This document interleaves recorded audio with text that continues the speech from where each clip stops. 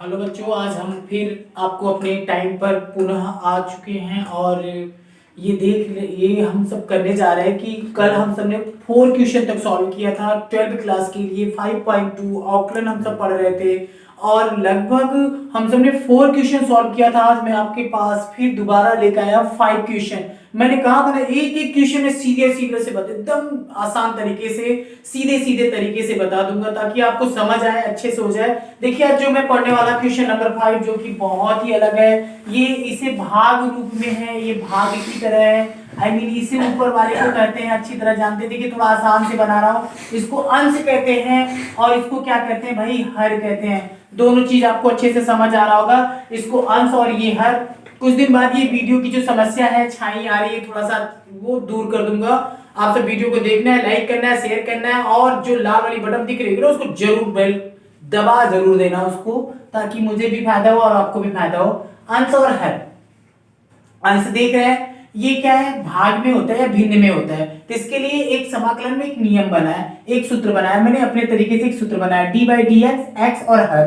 ध्यान से देखिएगा, हर पहले किसको लिख देंगे, हर गुणित अंश का समाकलन। मतलब हर क्या है आपके पास, ये है हर। देखते जाइएगा, मैं वैसे बना रहा हूं। हर आपका कौन है, ये हर है बंदा। हर को पहले ऐसे लिख लो, सी एक्स प्लस डी, जिसे डिनोमिनेटर बोलते हैं। और फिर उसके बाद मैंने लिखा मल्टीप्लाई। मल्टीप्लाई लगाने की जरूरत नहीं है। अंश का अवकलन, अवकलन का चिन्ह होता है डी बाई डी एक्स, क्योंकि यहां पर y बराबर यहां लिखेंगे x के सापेक्ष, x के सापेक्ष अवकलन करने पर। थोड़ा बड़ा सवाल है, जल्दी से बताना भी है, तो आप घबराइएगा नहीं, मैं जल्दी भले बता रहा हूं, आपको समझ आएगा यार, घबराना नहीं है। और ये क्या होता है फिर, अंश, अंश का अवकलन करना है तो अंश कौन है, साइन ax प्लस बी, बाकी वही पुराना ही लगेगा। फिर उसके बाद माइनस, मैंने फार्मूला लिख दिया इसीलिए। फिर क्या करेंगे, अंश, फिर अंश वाले को लिख दो ax प्लस बी। फिर उसके बाद अवकलन करते हैं। अवकलन किसका करना है, हर का अवकलन। हर, हर कौन है भाई, ये है, तो यहां लिखेंगे डी बाई डी एक्स। भाई आपको समझ आ रहा होगा सबको, सी एक्स प्लस डी। फिर बटा कर दीजिए, बटा करने के बाद क्या है, हर, हर कौन है आपके पास, कॉस स्क्वायर सी एक्स प्लस डी। ये भी स्क्वायर डाल सकते हैं हम सब, ठीक है। दोनों को हमने स्क्वायर डाला, एकदम फार्मूला मैंने अपना ट्रिक का फार्मूला बनाया बेटा, ताकि समझ आ जाए।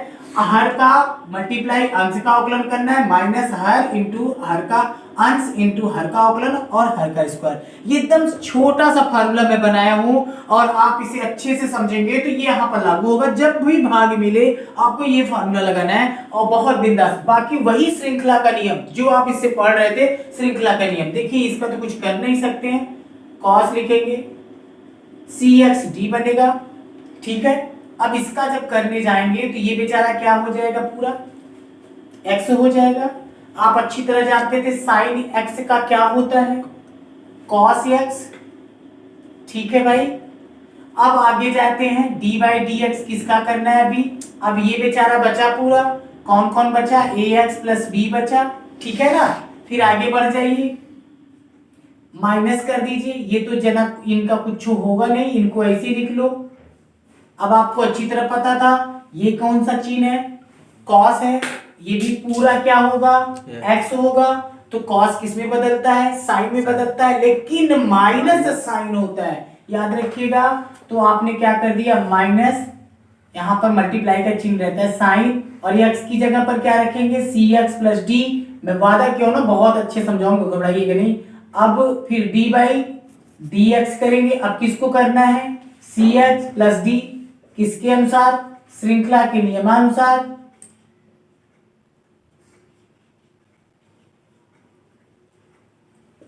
फिर देखिए आपने क्या किया, कॉस थोड़ा बड़ा है, सी एक्स डी, एक सीरियल से पढ़ा रहा हूं, अच्छे से समझ आएगा।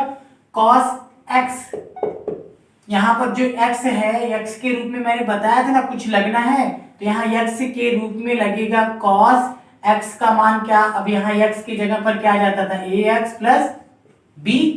अब आपने क्या काम कर दिया, फिर इसका जब करेंगे तो इसका क्या हो जाएगा,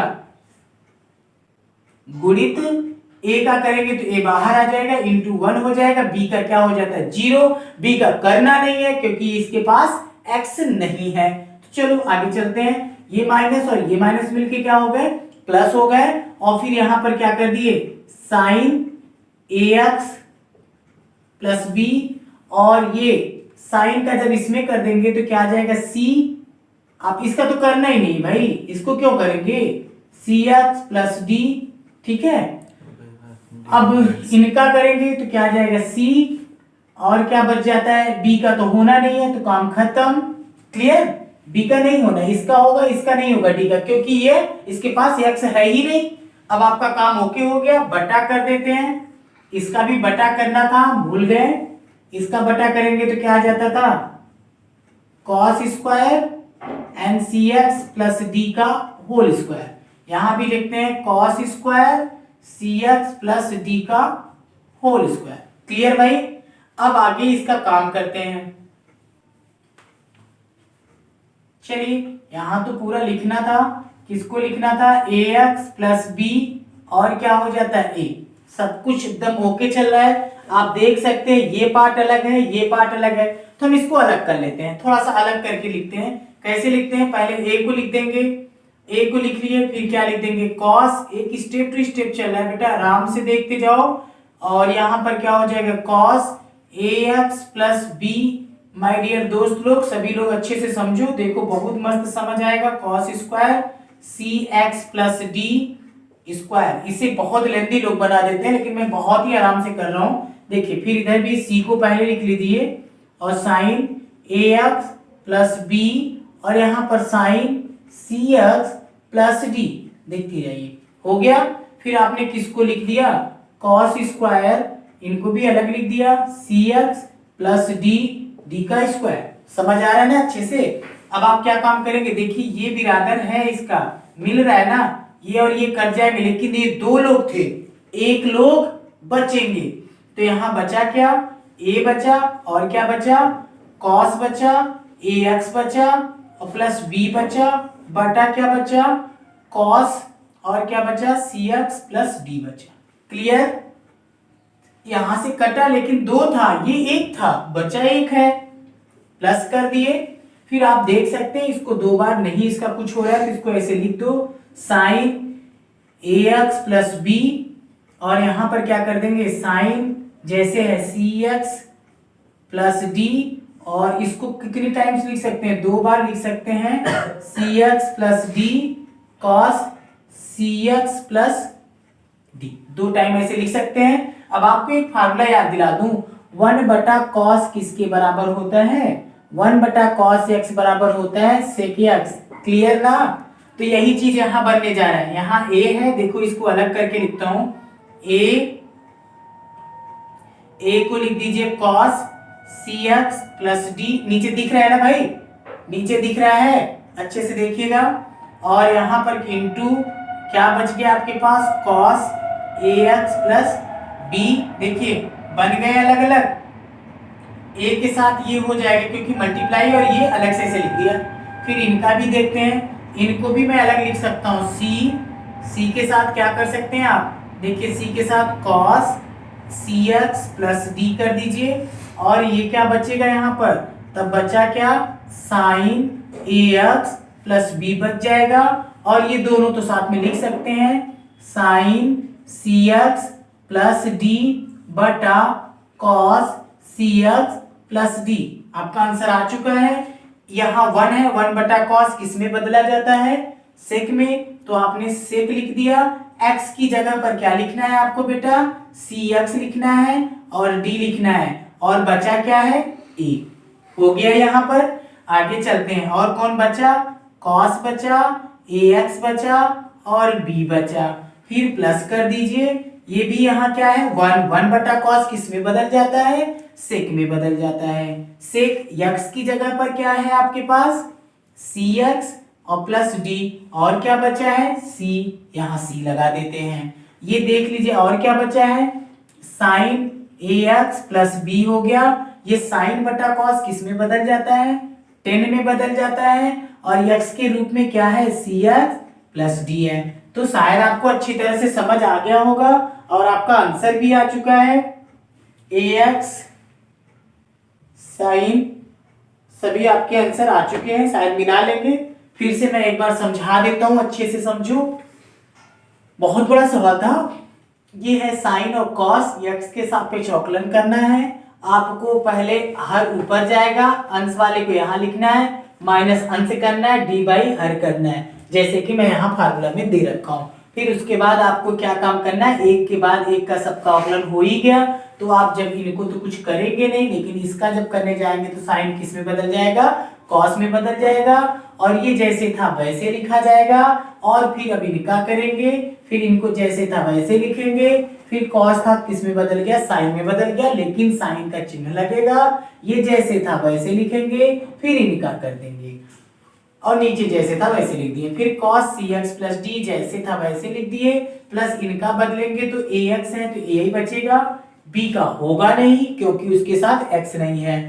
फिर आपने देखा साइन है, साइन x, यहाँ पर माइनस साइन हो गया, और आपने क्या काम कर दिया, ये ax हो गया, फिर ये आप देख सकते हैं माइनस साइन ax हो गया, यहाँ भी c का होगा, d का नहीं होगा क्योंकि उसके साथ x नहीं है। फिर उसके बाद आपने पूरे फंडे को लिख लिया, लिखने के बाद इनको दो खानों में विभाजित कर दिया, यहाँ से एक पार्ट अलग कर दिया है और एक पार्ट आपका यहाँ से अलग हो गया है।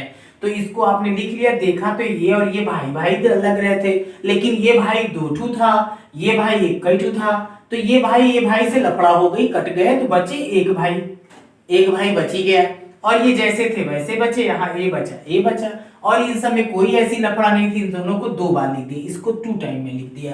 अब करते क्या है, a बटा cos को अलग कर दिया, इनको ऐसे लिख दिया, इनको भी वही किया, c को अलग करके और इनको अलग लिख दिया, इनको जैसे थे वैसे लिख दिया। फिर आपको सिंपल तरीका बता रहा हूँ, 1 बटा cos मैंने बताया सेक होता है, तो आपने यहाँ सेक लिखा और a को लिख दिया, x की जगह पर इतने लोग हैं, मैं इनको लिख दिया, ठीक है। फिर उसके बाद आपको अच्छी तरह ये पता है इनका तो कुछ होगा नहीं, इनको ऐसे लिख दो। फिर यहाँ पर क्या हो गया, सेक का इतना हो गया, फिर साइन ax हो गया, साइन बटा cos 10 हो गया। वेरी सिंपल यार, इतना मस्त समझा दिया, आपको अच्छे से याद हो जाना चाहिए, मस्त लगेगा। याद क्या करना है, 1-2 बार प्रैक्टिस कर लो, आ जाएगा। चलते हैं अगले क्वेश्चन के पास, क्वेश्चन नंबर 6।